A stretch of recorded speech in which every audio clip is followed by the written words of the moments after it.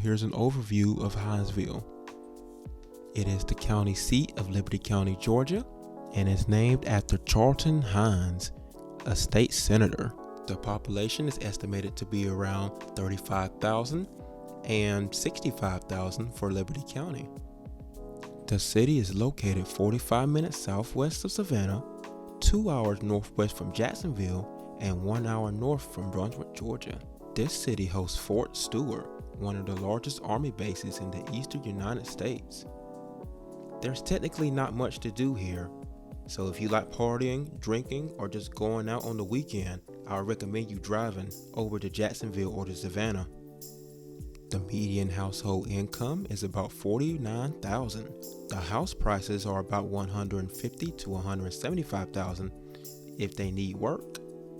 But if you want something nice, you have to be willing to budget at least $225,000.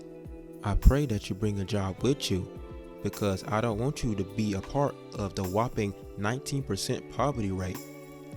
Yeah, unfortunately, I looked on the internet and there's not many jobs to come by unless you want to work fast food or in retail. So again, I hope that you bring a job with you.